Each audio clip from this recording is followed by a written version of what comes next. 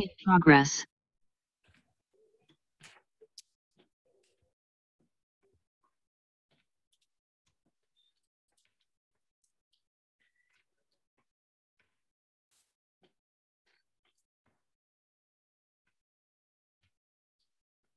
Chicos, buenos días para los que están ingresando y para todos los que me escuchan en esta hora.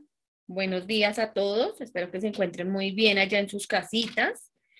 En esta hora vamos a iniciar nuestra clase correspondiente a el área de español.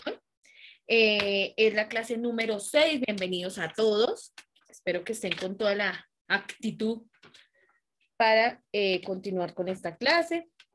Yo sé que ustedes han estado muy juiciosos estas clases respondiendo a nuestras clases en vivo. ¿Listo?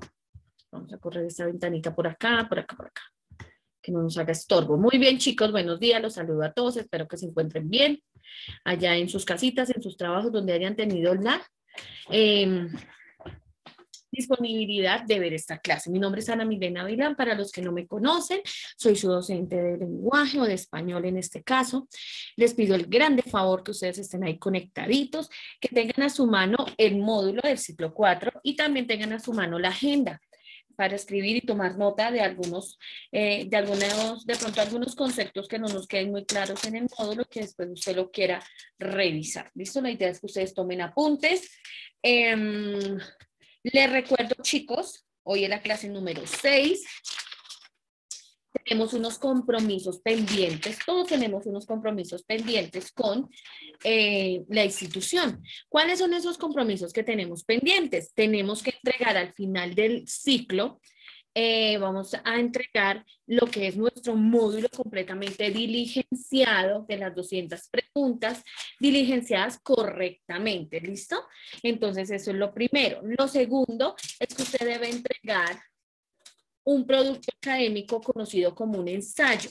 El ensayo es un escrito muy breve, porque se les está solicitando, es un ensayo breve de una hoja donde debe llevar el tema que usted desarrolló, debe llevar una introducción, debe llevar un desarrollo y unas conclusiones. Ese tema es libre, es decir, de todo lo que ustedes vieron durante la clase de español. Entonces ustedes van a escoger el tema que más les gustó, si les gustó la cultura precolombina, digo yo, o la literatura precolombina. Es un ejemplo. Entonces ustedes van a investigar un poquito más y me van a hacer el ensayo con esa temática. Les voy a pedir el grande favor que no olviden que en el ensayo al final va una hoja que se llama de referencias bibliográficas, de donde ustedes sacaron esa información. Yo busco fuentes efectivas que sean desde el Google académico, ¿sí? No el Google normal, sino el Google académico, pues para que sea un ensayo con mucho más, no sé, más profundo en cuanto a sus conocimientos, ¿sí? Porque si ustedes van de pronto a diferentes páginas o blog que hay en Google, que hay muchísimos, de pronto la información no es tan, no es que no sea importante, sino que no se le dé la misma importancia, ¿sí? Porque hay escenarios o hay blogs que escriben cualquier cosa, entonces tienen que tener un poquito de cuidado con eso. Entonces los invito a que tengan mucho cuidado de dónde van a sacar la información para su ensayo. Entonces, para que quede claro. Los chicos nuevos que a partir de hoy o de la clase pasada están conectados a estas clases, les recuerdo que ya hoy entramos a la pregunta número, ya les digo exactamente a qué vamos a las 54. Sí, pregunta número 54. Entonces, pues imagínense, si entraron hace 8 días o entraron hoy, están quedados 53 preguntas. ¿Qué hacer? No se desesperen, ustedes van sencillamente al link que aparece ahí en el chat y van a descargar las clases y van a escuchar la clase y se van a poner al día en sus preguntas. ¿Listo, chicos? Para que lo tengamos muy, muy, muy claro. Ahora, sin más preámbulos, ya hablando de todos los temas, vamos a ir rápidamente a nuestra clase de hoy. ¿Listo? Muy bien. Vamos a nuestra clase de hoy correspondiente a la número 6. Vamos a darle aquí. Listo. Recuerden que en la clase anterior estuvimos hablando de la clasificación de los actos del habla según la finalidad. Ya veníamos hablando de los actos del habla que son enunciados, donde utilizamos palabras para dar a conocer nuestros puntos de vista, nuestras reacciones o nuestras acciones comunicativas. Entonces, la clasificación del habla tiene, según esas clasificaciones, primero va con la intención del hablante, que lo vimos en la clase anterior, y también según la finalidad. ¿Listo? Entonces recordemos algunas de esas clasificaciones. Dice que la tercera clasificación y una muy importante son los actos del habla según la finalidad. ¿Sí? Entonces los actos del habla se agrupan por 5 tipos según la intención del enunciado o lo que yo le quiero decir a esa persona, la finalidad, ¿sí? Esa finalidad con la que yo quiero llegar a esas personas. Entonces, eso se divide, esos actos del habla según la finalidad se dividen en 5, que es el asertivo, el directivo, el expresivo, el compromisorio y el declarativo. ¿Listo? Entonces, sigamos. Los actos del habla, por alguna manera decirlo, porque aquí también lo tengo en el celular, bajé alguna información que puede servir para ustedes, no lo coloqué ahí en la diapositiva. Vamos a hablar de los que coloqué en la diapositiva. ¿Listo? Entonces dice que esos actos pueden ser asertivos, que es cuando el emisor afirma o niega. Se utilizan verbos como ser, estar, hacer, describir, creer, ¿sí? Eso lo vimos en la clase anterior. Aquí, por ejemplo, estamos hablando, dice, yo no estoy en Santiago y Abelardo es el presidente de curso. Entonces, es algo que asertivo es que yo estoy afirmando, estoy negando algo. ¿Listo? Muy bien, eso es facilísimo. Expresivos, entonces que nos sirven para manifestar sentimientos y actitudes de ¿qué? Emocionales y físicas. Recordemos esa parte importante de actitudes emocionales, esas que solamente se ven cuando una persona habla, y físicas del hablante mediante verbos como cuáles. Cuando yo soy agradecido, ¿cierto? Cuando yo quiero felicitar, ¿sí? Esos son algunos ejemplos. Entonces, para que lo tengamos en cuenta. Los compromisorios, su objetivo es comprender al hablante con un curso de acción futuro. Se usan verbos como prometer, jurar, asegurar, ¿sí? Entonces, aquí era donde yo quería que ustedes observen la imagen rápidamente. Ahí ustedes se van a dar cuenta de los ejemplos que aparecen ahí dentro de nuestra pantalla. Entonces se dan cuenta que la señora está ahí con el señor y le está diciendo que hasta la muerte que los separe, ¿sí?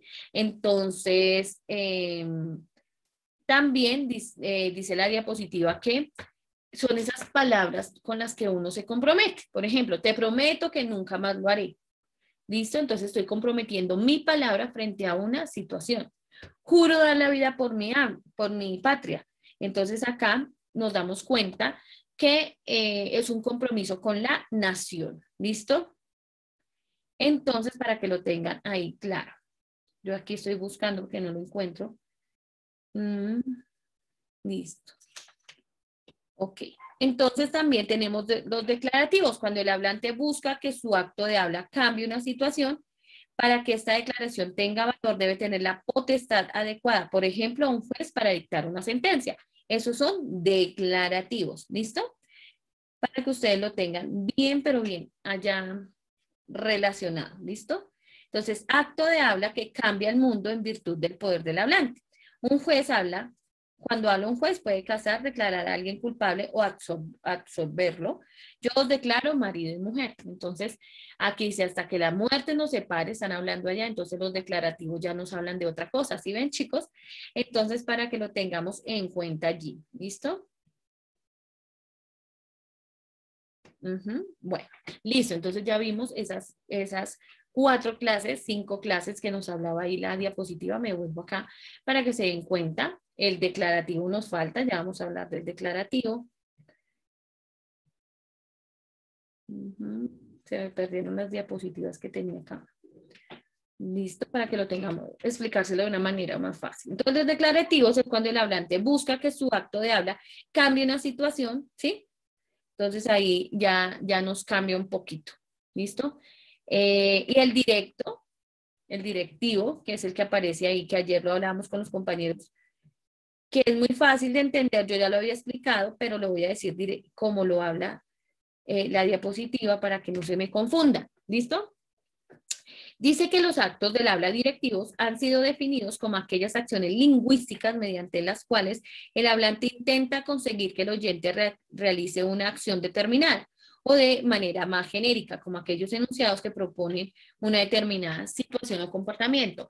Ese acto del habla directivo que tiene que ver con las órdenes, ¿sí? Cuando yo le doy la orden a alguien de hacer algo. ¿Listo? Entonces hasta ahí vamos a llegar y vamos a responder las preguntas. ¿Listo? Vamos en la 57, si no estoy mal. No, en la 55. Dice, si observamos la tercera clasificación, que es lo que estamos viendo aquí, la tercera clasificación del acto del habla, según la finalidad, observamos que A, existen características de asertivos, expresivos, directivos o apelativos. B, existen características emotivas y connotativas. C, existen características esencialistas y cualitativas de todas las anteriores. Ustedes ya pueden responder cuál es la correcta. ¿Listo? Muy bien, vamos con la 56. En el acto del habla descrito como expresivo, aquí lo tenemos, observamos que A, existe una carencia del sujeto que realiza la acción. B, el enunciado expresa un estado interior del hablante emocional o físico. C, la expresión es lo menos importante.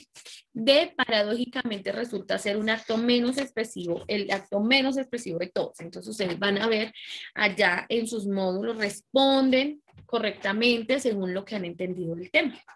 La 57 dice, es un ejemplo de acto asertivo. ¿Listo? Entonces es cuando negamos o afirmamos algo. Entonces nos dice, siento un dolor en el corazón. Cuando salí de mi casa, salté y me caí. La C dice, subió el precio de la leche. D, aterricé en medio de una nube de sentimientos.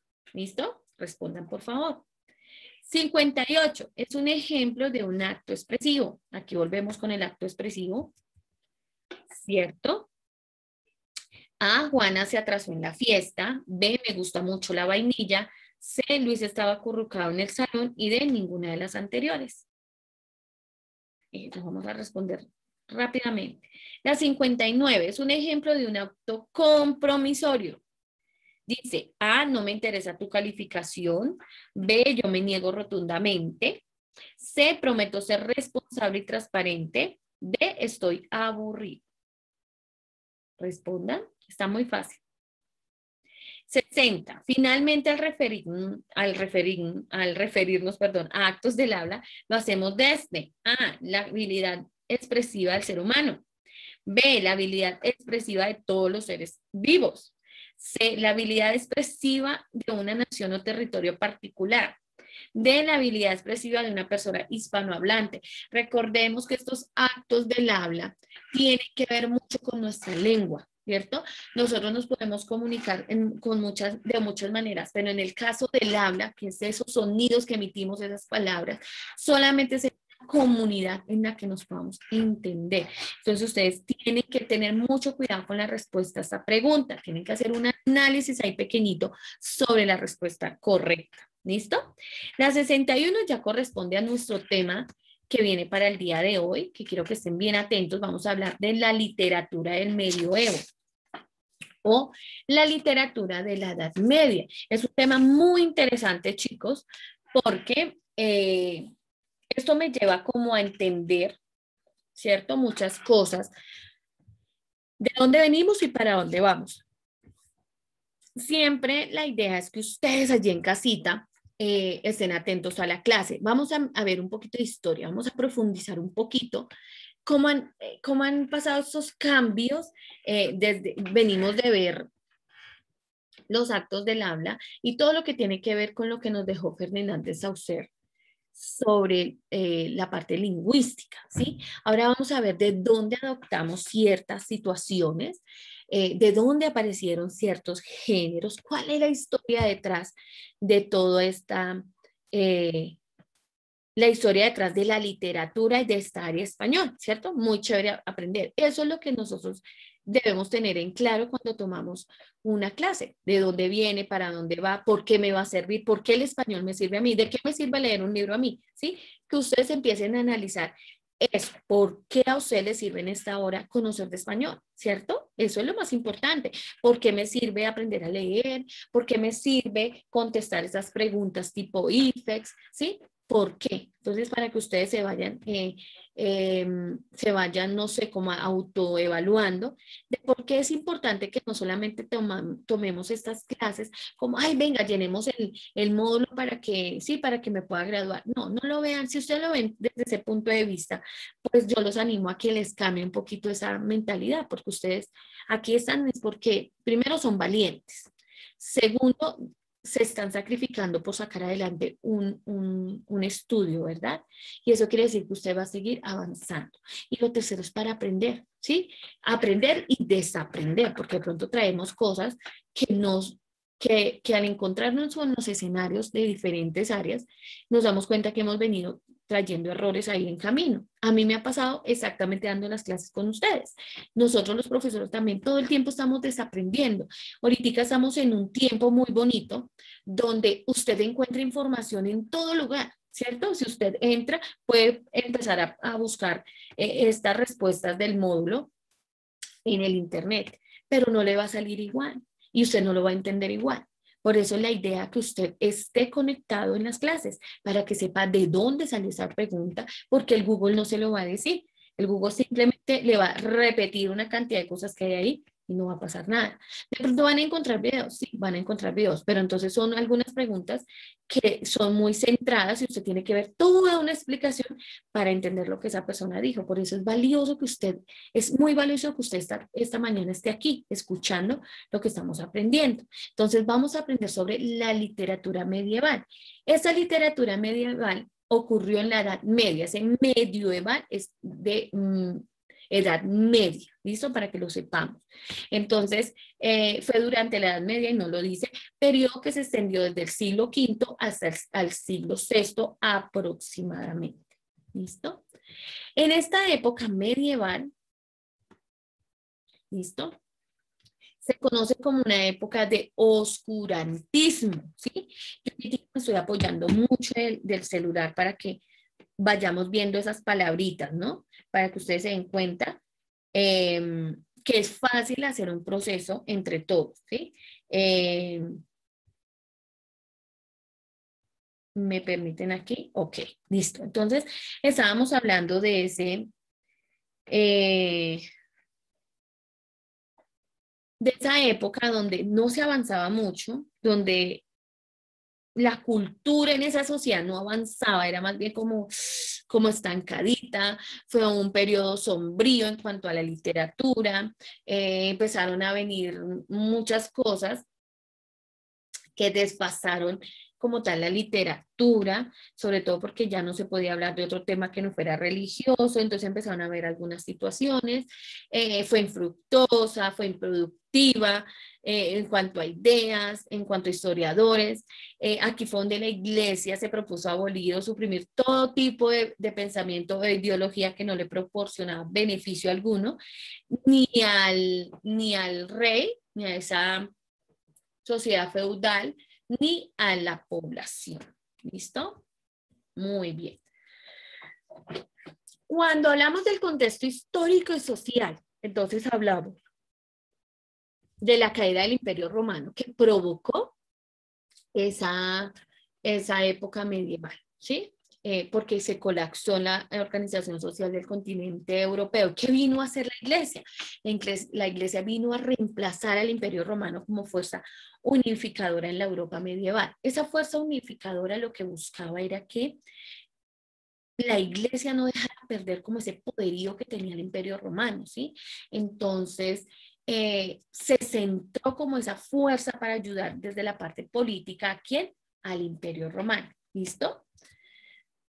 Dice que la Iglesia Católica de los pueblos bárbaros. Entonces aquí es cuando aquí es donde decíamos que estaba estancada, que no surgía, que se quedó ahí como que ni para adelante ni para atrás.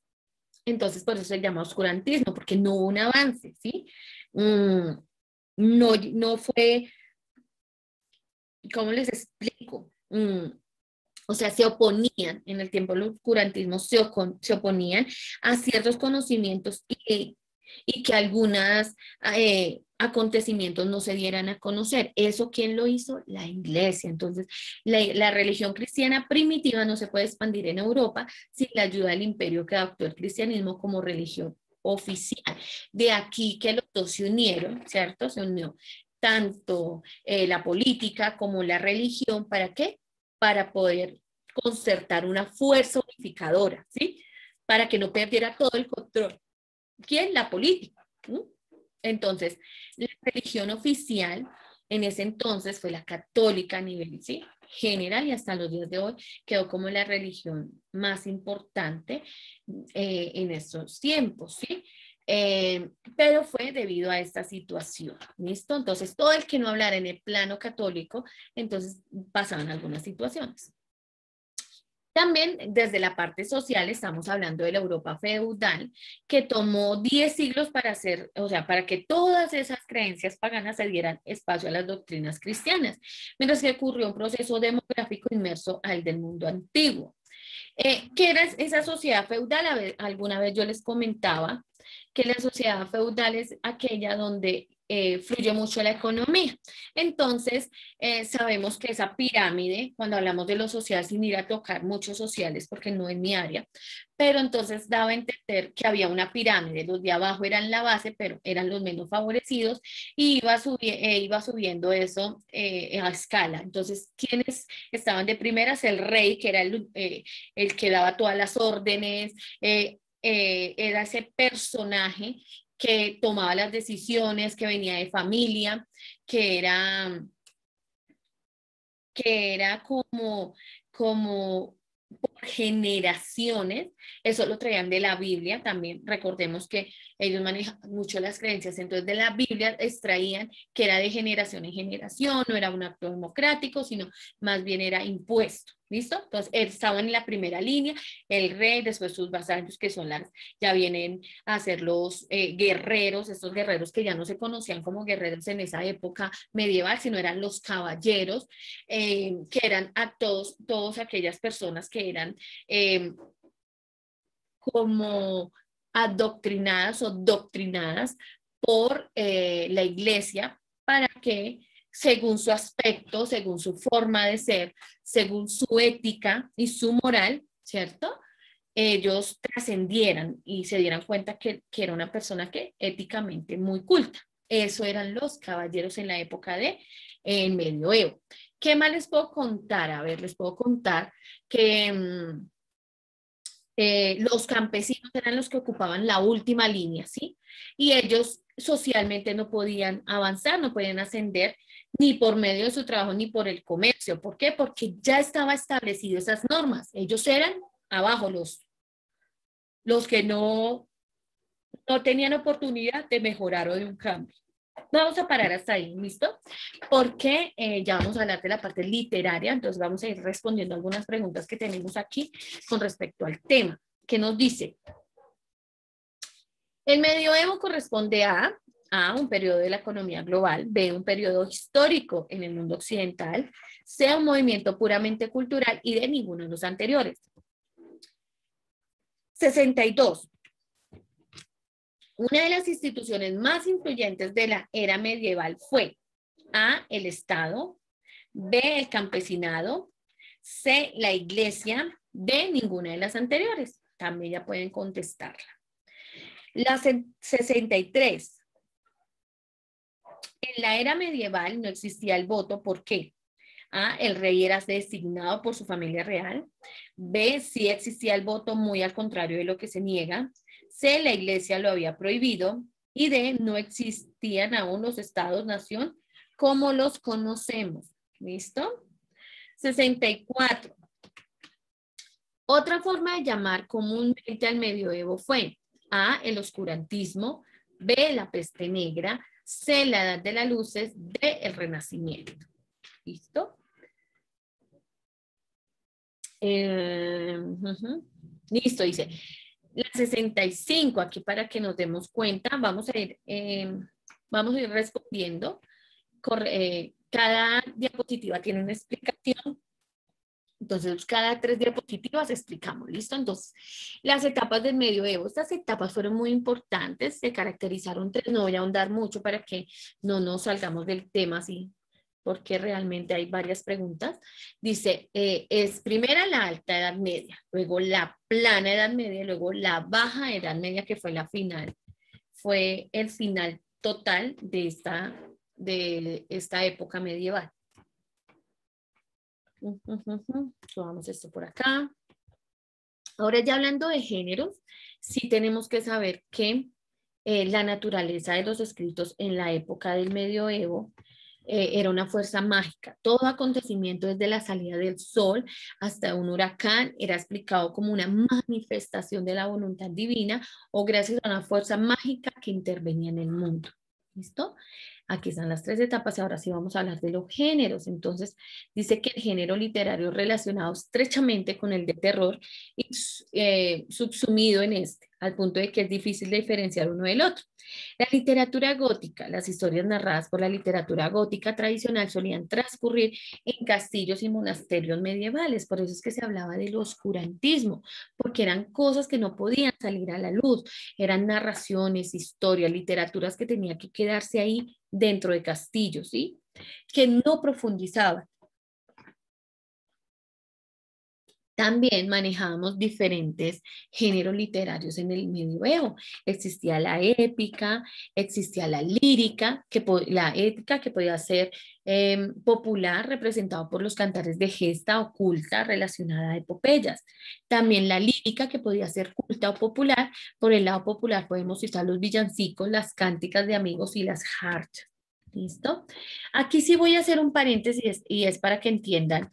¿Por qué se le decía popular y culto? Culto era todo lo que tenía que ver con aspectos religiosos, ¿sí? Ustedes saben que en esta época fue muy fuerte la imposición de la iglesia dentro de los contextos de la religión católica, ciertamente conocida como cristianismo. Entonces, ellos lo que hacían era imponer. Entonces, las personas que no escribían basados en la Biblia, les decían que sus relatos o sus historias o sus escritos eran no cultos o laicos, que no tenían nada que ver con la parte espiritual ni cristiana, ¿sí? Que no eran religiosos. Entonces, eso lo van a ver mucho en cuanto a el escenario del medioevo, ¿sí? La narrativa dentro de los textos literarios en el medioevo fue un movimiento que se sirvió para el desarrollo de la novela y del cuento, aquí empezó a desarrollarse. En el teatro también estaba enfocada a sus 2 tipos de público, el culto o popular, el culto, perdón, y el popular.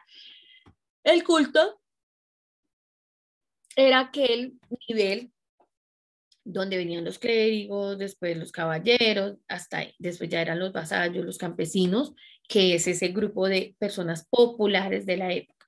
El teatro culto estaba relacionado con lo que les digo, temas religiosos, y el popular con los cantares juglarescos. Aquí hablamos de los cantares, del cantar de los juglares. Si han escuchado esa palabra, juglar viene de ser ese personaje que hace diferentes actos. Por ejemplo, hace poema, hace poema, hace qué más, hace, no sé, comedia, se disfraza y pasa a ser otro personaje, como en el hoy en día conocido stand comedy o comediantes, una persona que tiene la capacidad de mantenernos sorprendidos todo el tiempo. Ese es el trabajo que hacían los juglares. ¿Listo? Aquí vamos a hacer un pequeño repasito de lo que hemos visto hasta ahora. Dice, las cruzadas fueron campañas militares y misioneras hacia Siria y Palestina, ¿listo? Dice, las cruzadas durante 200 años y fueron factor determinante para que el feudalismo llegara a su fin y se iniciara una época de transición hacia el Renacimiento, época que comúnmente recibe el nombre de Baja Edad Media. La Edad Media o Medioevo es el periodo histórico de la civilización occidental comprendido entre el siglo V y el siglo XV. Su inicio se sitúa en el año 476, el año de la caída del Imperio Romano de Occidente, y su final en 1492, año en el que Colón llegó a América. ¿Listo? La figura clásica del guerrero fue sustituida en la Edad Media por los caballeros. Y un escrito laico es aquel que carece de ¿qué? Lo que yo les decía, de un sentido eclesiástico o escrito no religioso.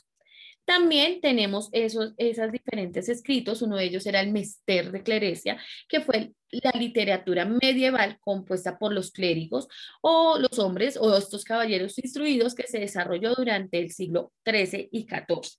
Y fueron obras narrativas en versos con la intención de enseñar valores cristianos y además de divulgar la vida o milagros de santos patronos de los monasterios. Listo, miren, nos faltaba poquitico. Ahora sí vamos a responder algunas preguntas. Bueno.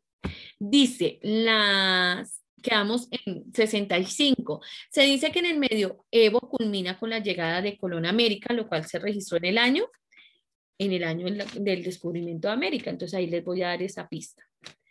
66. La literatura medieval tiene 3 etapas. A, paleolítica, neolítica, mesolítica. B, ancestral, intermedia y neomedieval. C, la alta edad media, la plana edad media y la baja edad media. La 67, perdón, la D, dice ninguna de las anteriores. 67, ¿qué géneros se desarrollan en la era medieval? Si pusieron atención, ahí está muy fácil. Entonces nos dice A, el gótico, B, la novela policíaca, C, la poesía y D, el género lírico y épico. La 68 me dice la figura del guerrero fue sustituida en la Edad Media por, ya sabemos cuál fue, ¿cierto? Entonces dice A, el caballero, B, el villano, C, la damisela, D, el mago. 69. Un escrito laico es A, escrito en verso, B, escrito en prosa, C, escrito católico, D, escrito no religioso. Y la 70 y última me dice, en la época medieval los textos religiosos fueron conocidos como A, Mester de Clerecia, B, Mester de Juglaria, C, maestría en literatura y de prosa épica. Está muy fácil. Si ustedes pusieron atención a todo lo que les conté, toda esa historia que les estaba contando, se dieron cuenta exactamente cuáles son las respuestas de las preguntas. Listo, chicos, vamos a activar micrófonos. Muy bien. Recuerden que ahí les dejaron ya en el chat, ya les dejaron ahí en el chat la dirección o mejor el link para que ustedes puedan ingresar a las clases. ¿Listo? Ahí ya la acabo de ver, entonces les recuerdo. Bueno, mis chicos, nos quedan 6 minutos y medio. Entonces vamos a ver cómo nos fue con las preguntas. Hoy lo vamos a hacer más rápido. Simplemente yo voy a decir el número de la pregunta que nos hacen y ustedes sencillamente me dicen si es A, B, C o D. Si hay alguna que quedó mal, pues la corregimos rápidamente. ¿Listo? Vamos con la 56. Ah, no, la 55. Profe, Señor. yo le estaba alzando la mano ahorita porque nosotros quedamos en las 50 la pasada. Ah, perfecto, la 50, listo. Entonces vamos a hacer un recorrido de la 50 en adelante, ¿les parece? Listo. 50. Existen 3 actos comunicativos del parte del hablante en un proceso comunicativo. Me dice A, acto comunicacional, acto expresivo y sugestivo. B, acto locutivo, acto ilocutivo y acto perlocutivo. C, acto consensuado, acto explícito, acto formativo. Y D, acto transmisivo, acto receptivo y acto expositivo. ¿Cuál creen que es la respuesta? ¿A, B, C o D? La B. B. La B. La B. Es la B.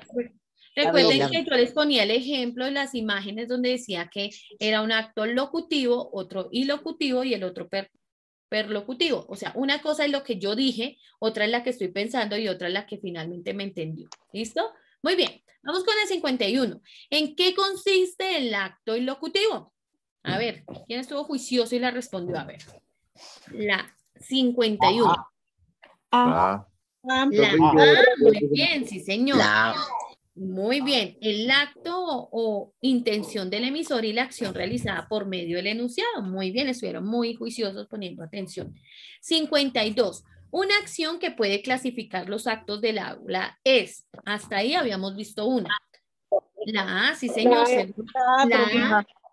según la intención del hablante. Ya vimos fue según la finalidad, pero antes habíamos visto según la intención. Muy bien. La 53, según la intención del hablante, podremos encontrar 2 tipos de actos. Eso está facilísimo. ¿Cuáles eran esos 2 tipos de actos? A, B, C o D. La La C. La C. Perfecto, la C. La C. Actos directos y actos indirectos. Muy bien. Esa era la 53. Sí, en la D, en la C. Listo, vamos con la 54. Se entiende como un acto no explícito o entre líneas A, B, C o D. ¿Qué dicen ustedes? D. La D. La La D, D. muy bien. La Actos D. indirectos, muy bien. 55. Si observamos la tercera, aquí sí ya tiene que ver con la clase de hoy. Si observamos la tercera clasificación del acto del habla según la finalidad, observamos que, ¿cuál es la respuesta? A, B, C o D. La D, profe. La de todas las anteriores, no, yo solo hablé de 5. Hablé de 5 y aquí me nombran exactamente cuáles son. ¿Cuál es la respuesta correcta? Háblame duro, la que no La A. sabe. La A, La A. chicos. Existen características de asertivos, de expresivos, directivos o apelativos. Ese apelativo también puede ser compromisorio. Entonces, no hay ningún problema, la respuesta es la A. 56. En el acto del habla descrito como expresivo, observamos que, a ver, ¿cuál es la respuesta? ¿La qué? Hábleme La durito. B, Hijo. profe. La B, La muy B. bien. La B de bebé. El B de enunciado bebé. expresa un estado interior del hablante emocional o físico. Muy bien. Están muy pilos, chicos. Listo, sigue. La 57. Es un ejemplo de un acto asertivo. ¿Cuál será? ¿Cuál es el La A. ejemplo? La C. La C, muy bien. No, la C. Subió el precio de la leche. Estoy afirmando que algo ocurrió. ¿Subió qué? El precio de la leche. Muy bien, listo. Continuemos. 58. Es un ejemplo de acto expresivo. ¿Cuál sería? A, B, C o D. Ayúdenme, chicos. La B. La B. La B, recuerden que expresivo es algo de emoción, algo que yo estoy contando. Entonces, me gusta mucho ¿qué? La vainilla. Muy bien, 59. Es un ejemplo de un acto compromisorio. Ese sí está muy fácil. A, B, C o D. La C. La C. La C, prometo ser responsable y transparente. Muy bien. La C. 60. 60. Finalmente, al referirnos a actos del habla, lo hacemos desde. ¿Desde dónde? No, la A. Ayúdame, La Nachi. B. No es la B. La D, ¿por qué? Si me dicen la D, ¿por qué le doy su punto? A ver. Chicos, explíquenme. ¿Les ayudo? ¿Qué dicen? ¿Les ayudo? La D, ¿Es la ¿por qué? C? La D, porque estamos La hablando D, del habla, la D. del habla. Estamos hablando del habla, ¿cierto? Y el acto del habla tiene que ser en una comunidad que hablemos el mismo idioma, desde el habla. Usted no puede, si usted no sabe hablar inglés, va a llegar a un contexto donde hable en inglés y usted va a salir, no va a entender, va a quedar como, ¿qué me está diciendo? ¿Cierto? Si llega a Japón, usted no puede, ¿cierto? Porque ellos no son hispanohablantes, ¿sí? Cuando hablamos de hispanohablantes, hablamos de personas que hablan el español. Entonces nosotros hacemos estamos dentro de esa comunidad. Entonces, la habilidad expresiva de la persona hispanohablante. Nosotros vamos a conocer el español por medio de ¿qué? De nuestras palabras, ¿cierto que sí? Entonces, es esa habilidad, porque no estamos hablando de la habilidad de comunicarnos en sí, del lenguaje donde puedo utilizar gestos, palabras, sino estamos hablando de actos del habla, que yo a través de mis palabras